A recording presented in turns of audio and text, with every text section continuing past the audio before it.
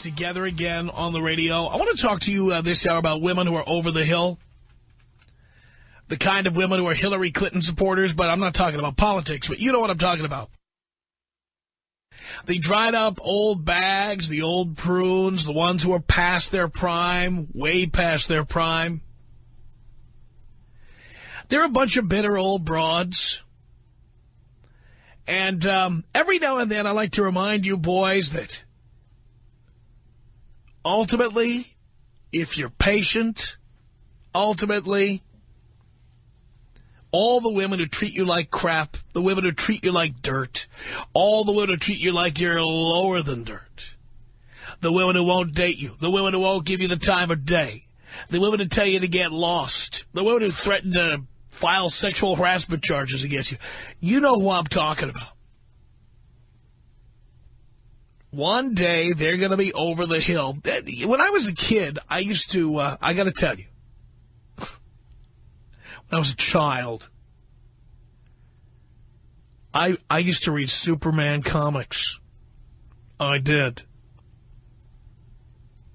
And not for the usual reason that kids read comic books. I read Superman comics because I saw truth in there. And a truth, justice, in the American way. That's right. And what I saw there, among other things, was the Kryptonite analogy. You know, Superman had all his superpowers until he was faced with Kryptonite.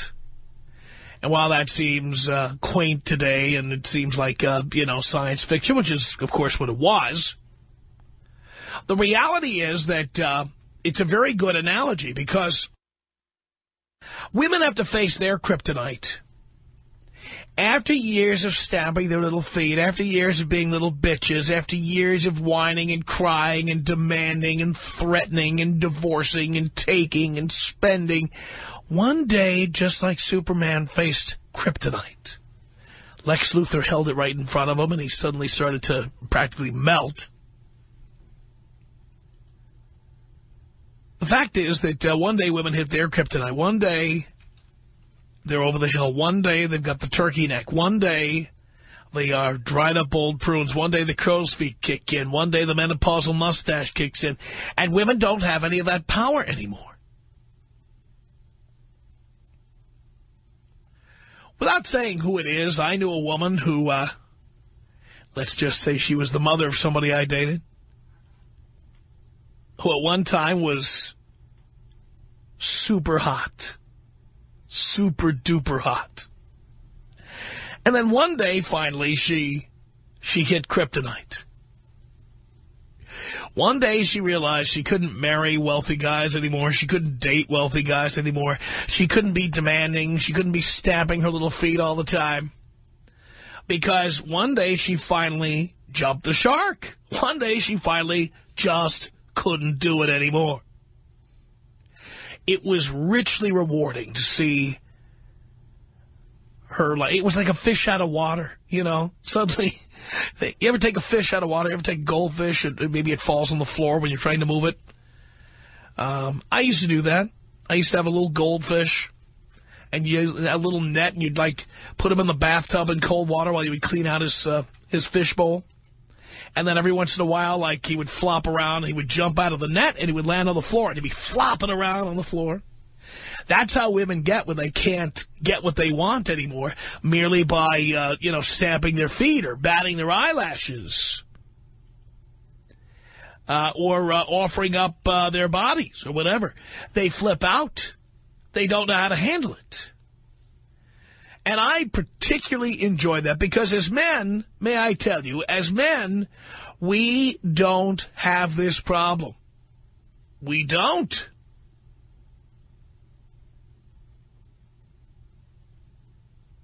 As men, when we get older, we become more valuable.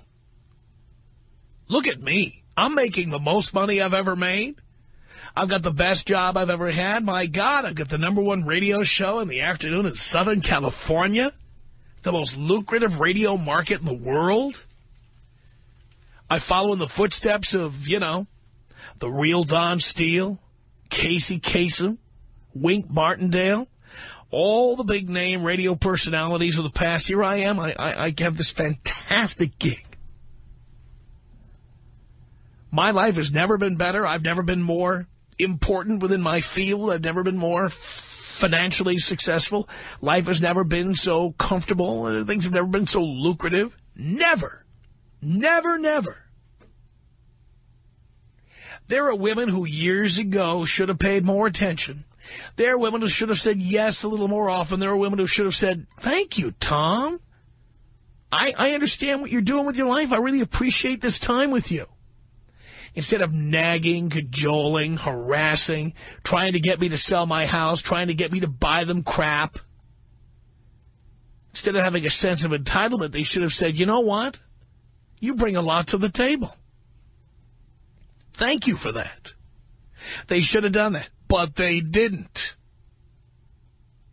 So now I'm worth more than ever. I travel more than ever, got more real estate than I've ever had before, more money than I've ever had before. There are women I knew in the past who still try to contact me. They would still love to get with me. They'd love to rekindle what they think was there or revive the whole thing. Forget it.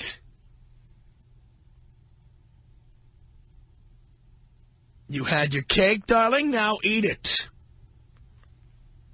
Let it go to your big, fat butt. That's right. Women are in their prime when they are young and hot. And as the years go on, and as they go, no, I'm not going out. No, this is not a date, okay? You can take me to dinner, but it's not a date. I imagine these women who, like, turn 50 and the wrinkles are kicking in and everything. I wonder if they have, like, in their minds, like an old movie montage of all the things they said to guys over the years, kind of going through their mind. I mean, you know those old movie montages? Sometimes they'd be calendar pages, you know, ripping off a calendar, clocks, and the hands are going around and around and around to show time going backwards or forwards or whatever. And then you've got a montage of stuff that happened in the past. So I wonder if women ever actually have that in their minds, you know? I wonder if women now who finally have said no to a lot of good men, women who just sniffed at guys who sent them roses or made fun of them because they made an effort to be with them, or guys who were reliable and dependable but just weren't exciting enough, whatever. I wonder if women, once they hit 50, I wonder if women, once they turn into old prunes, I wonder if they have in their minds that like movie montage in their minds, and they're going back in time and the calendar pages are ripping off, you know, March, April, May, June, 6 o'clock, 7 o'clock, 8 o'clock, and then in their minds it's like, no, I'm not going out with you. You don't make enough money. What are you, a jerk? Are you kidding me? I've been out with much better than you. I can do better than you. No, you know what? I already have a date for the prom. That's right. And you know what? I wouldn't go out with you anyway because you're a loser.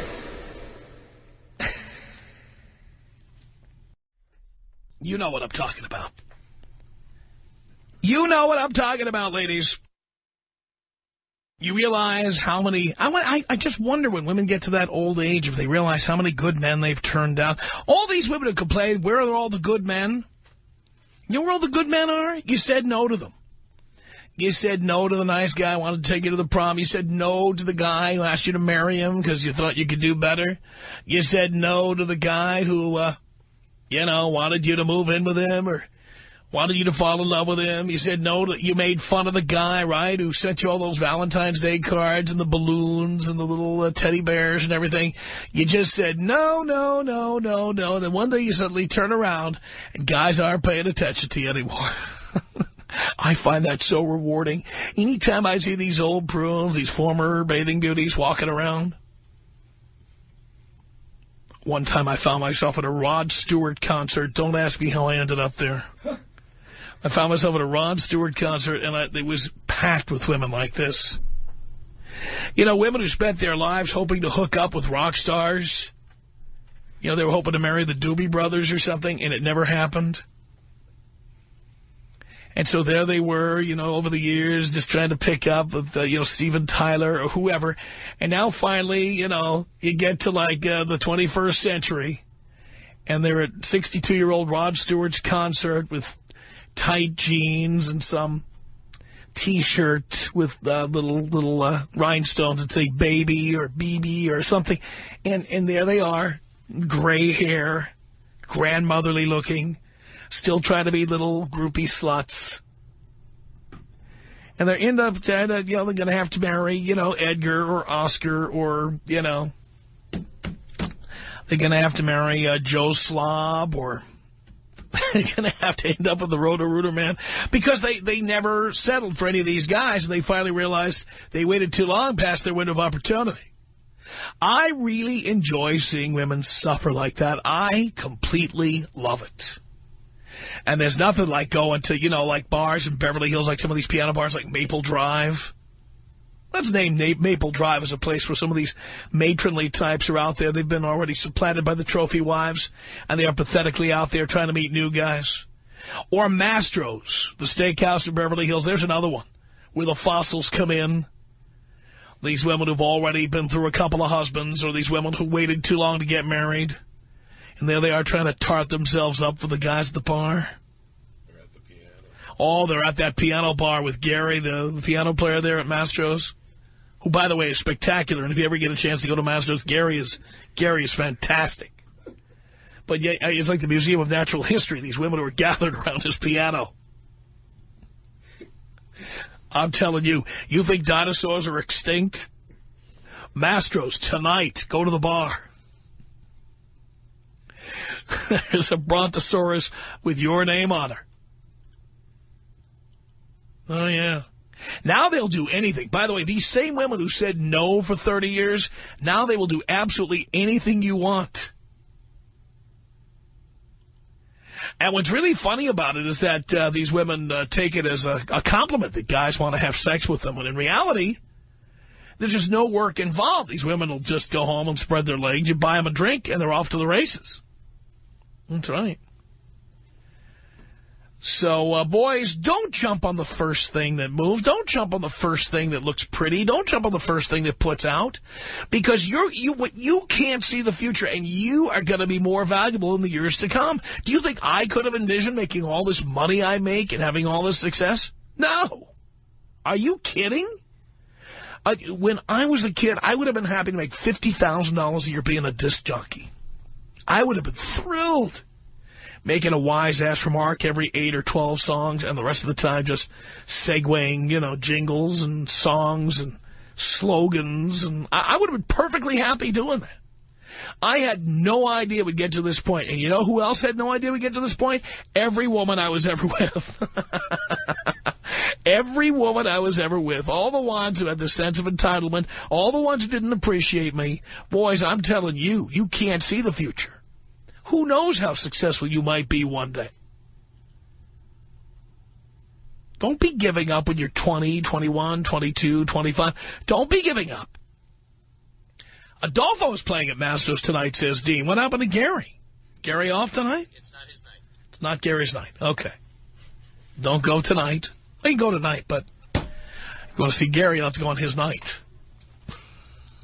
Anyway, there's nothing I love more than watching these women going down the tubes. Isn't it great? I'll tell you something about these broads.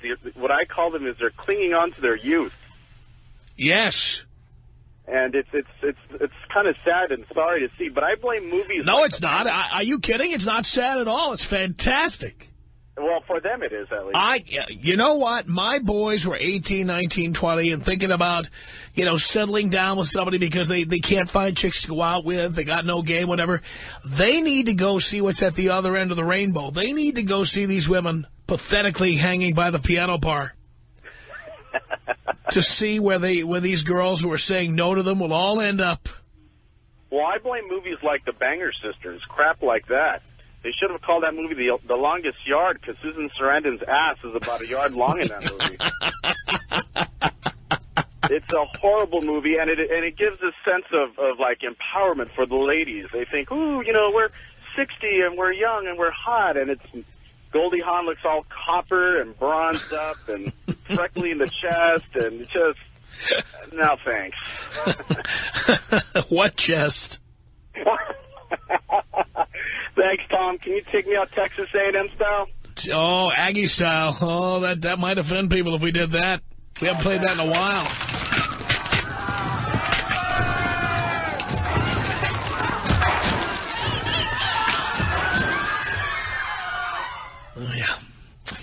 1-800-5800-TOM. That is our telephone number. This is Bill. Is Bill from Torrance? Bill on the Tom Leykis show. Hello. Hey there. Hey. I've got a story for you. I have lived the entire Tom Leykis cycle. Tell me. And I promise you I'll end up at your current topic by the end of it. All right. When I was 25, I was that moron kid who thought it was so important to get married. So I did it. Everybody told me I shouldn't. Everyone told me I was an idiot. Of course, I thought I was smarter than everybody. And so I did it. Biggest mistake I ever made in my life. No, actually, was followed on by other infractions. I ended up getting her pregnant a couple times. And lived with this woman for 15 years in misery. Absolute misery. Bought her the Chanel, bought the nice cars, took her on these expensive vacations, and she treated me like crap. Finally, I got sick and tired of it, divorced her, gave her a huge settlement, $100,000 a year alimony and child support, gave her a house. She continued to treat me like crap for another 5 years. Just absolutely made my life miserable. So what I did is I finally got sick of it, and I started taking it all back. Spent 3 years in the court system, got custody of all 3 kids back, got all the child support back, got all the real estate back, got all the alimony back, and there was just nothing. And now she's out at these bars in the OC doing exactly what you're talking about. She thought she was going to treat me like crap. Now I'm rolling down the freeway in my Maserati, living at the beach, got an incredible job, and she's got nothing. And if your listeners want to take a piece of it, they are welcome. I love it. Well, that's because you've already... myself a 30-year-old woman who treats me like a king, who takes care of my kids like nobody's business, and I couldn't be happier. Well, you know what I always say? I always tell an analogy, Bill. My first luxury car was a 1997 Lexus LS400. And when I bought that car, I was so excited to have it. Because if you've ever been in a Lexus, the intoxicating smell of that leather is over the top. Yeah, nice. And you step on the gas, and it's like a rocket ship the first time you ever get in a car like that. And I'm like tooling around town with the windows all tinted, and I had a black-on-black car, black leather, black tint, black. And I'm tooling around town with this unbelievable Mark Levinson stereo system, and it was fantastic. Absolutely fantastic. 2 years after I bought it, though, you know what? I had this idea. I'm going to trade it in and upgrade. So I got the newest Lexus, at the time, the 1999 Lexus LS400. Yeah, I'll be financed it, too. Yes, and later, well, no, I had no lease. I owned these cars and traded them in and just added a little more cash and moved up the line. Later, I got the 2001 LS430. And finally, the 2005 LS430. Now, why do I tell you this story? Because tonight, as I speak to you, there's a man out there driving my 1997 LS400. And he said, enjoyed it. The seats are a little saggier. Seats are a little saggier. The leather smell is gone. The car probably has various problems. It squeaks and grunts.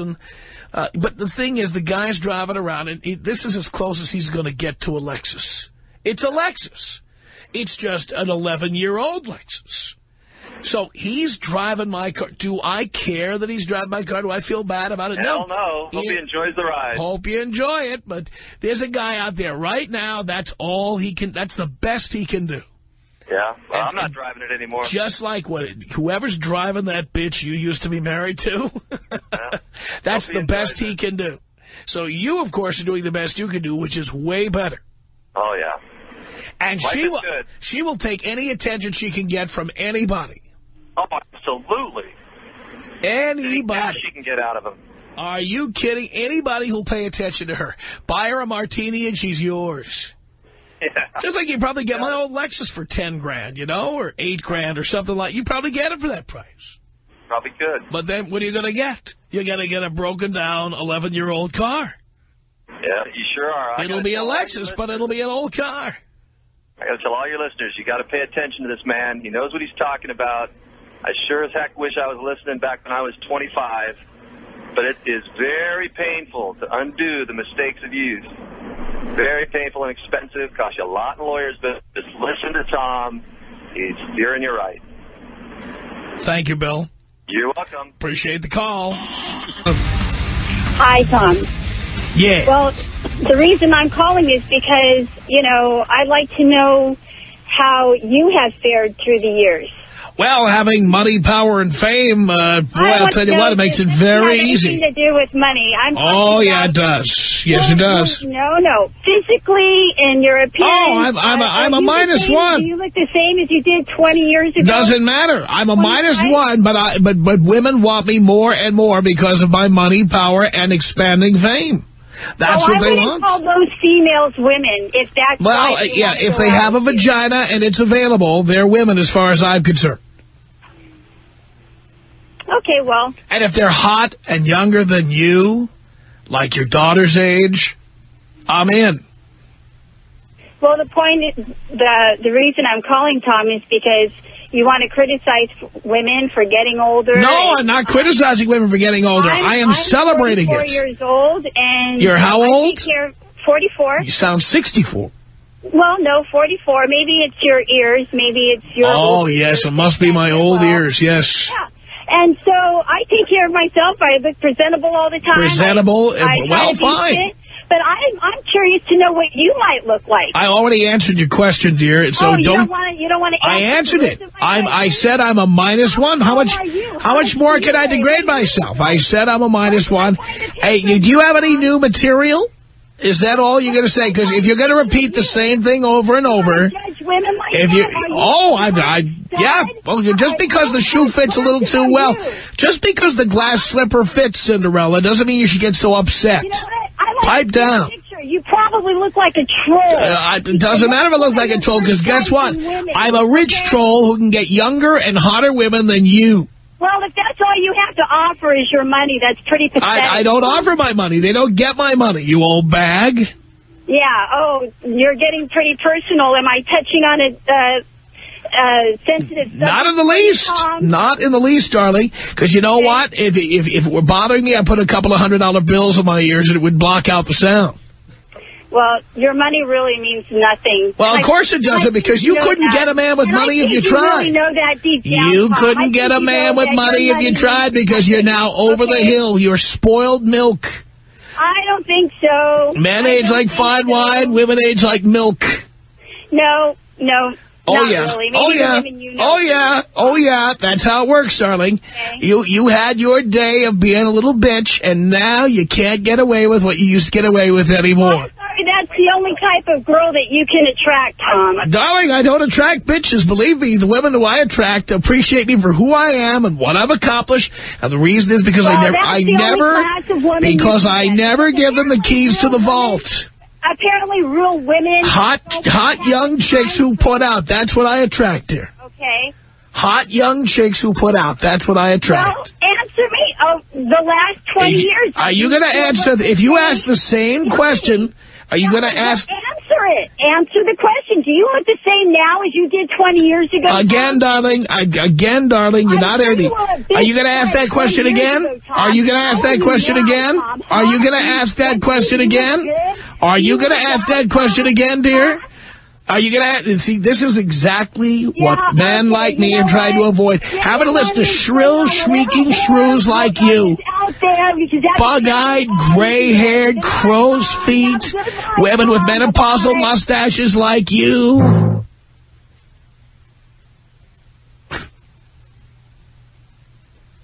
That's I'm so glad she called in, because that's exactly what I'm talking about.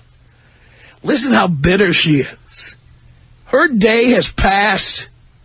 Listen how angry she is. I've got her number, and that's what's driving her crazy. She's exactly what I'm talking about.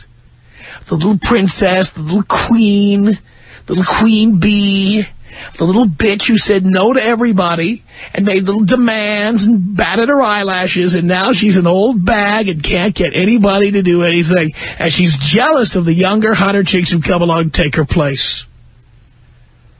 She'd love to be dating guys my age who have money, power, and fame. We wouldn't look twice at somebody like that.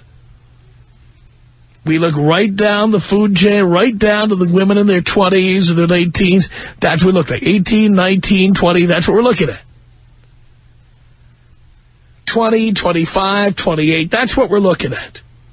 We're not looking at old bags like you. If you want to date a guy my age, you're going to end up with, if you're lucky, the Roto-Rooter man. And I don't mean the guy who owns the company. I mean the guy who sticks his hand in the toilet. That's all you can get now, sweetheart. You old bitch. That's all you're going to get. There's a guy who sticks his hand down the toilet and pulls feces and toilet paper and your old, well, I'd say your old tampons, but he'd have to reach down a few years because you haven't used a tampon in a long time. Pulls that mess out of your toilet and unclogs it. That's the kind of man you're going to attract. Absolutely. It was so rewarding getting her calling up and screeching such a shrill manner like that. Because she's Exhibit A. She's exactly what I've been talking about. You kidding me? With her nipples pointing south. Stretch marks from those kids that she had that don't talk to her anymore. That little fupa pouch that she carries around for when you have a kid and you can't get rid of it. All the ab crunches in the world, you can't get rid of that little pouch. And there she is with, Playtex girdles or whatever, trying to hold it all in.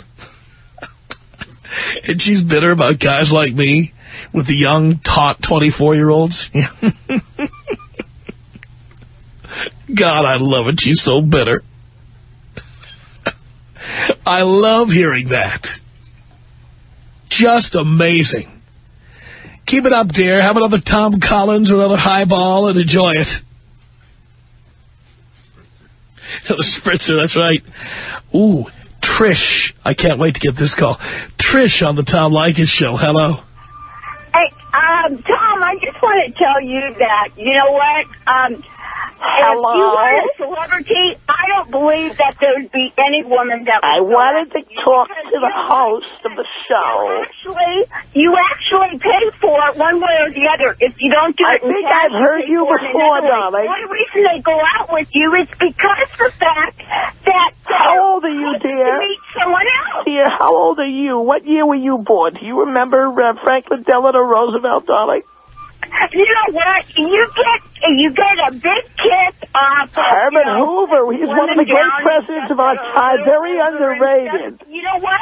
It's the reason you're no expert because you've been married. Listen how angry and bitter you are. Oh, my God. You talk to me like I'm your ex-husband or something. You were married to taking you. Just you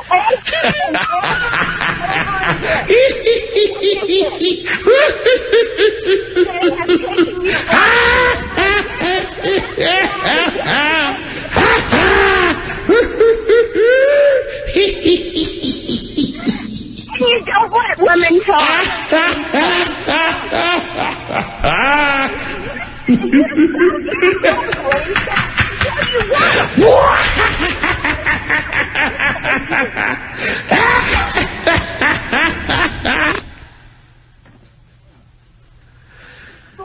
Oh, she's still going. Listen to this. What is that noise in the background there, dear? Did you leave your car door open? What is it? Did you press your life alert button? What is that noise in the background? Is that the clapper malfunctioning? What is that? I'm in my car. You're in your Crown Vic right now? What are you rolling in? In a Jag. You're not driving a Jag, not even in your dreams. I swear to God. Not even. Not, yeah. You know what? Fine. Get your Polaroid camera out there and take a picture of it and then mail it in, will you? Send it via Pony Express. You old bag. You dried up old bag who lied to Dean to get on the air, but he knew you were lying. He put you through anyway just so I could have fun with you. Just so I could make your life a living hell. Listen how angry you are. Listen how bitter you are. What, you get that from one of your ex-husbands? I'm just saying that, you know what? You probably took it from an ex-husband in a divorce. Listen to you. I understand why you don't... Oh, a bitter old prune like yourself. I'm sure you're very understanding. Hello? Oh, my goodness. And, you know, that's why you're so bad towards women. See, another, she's Exhibit B. We had Exhibit A, and now we have Exhibit B. And you promised... Are you crying, darling? You sound awfully emotional over there. So ugly. My goodness. You and everybody in the card room there at the condominium complex. There you are playing mahjong with the girls, and now you decided to call a radio show.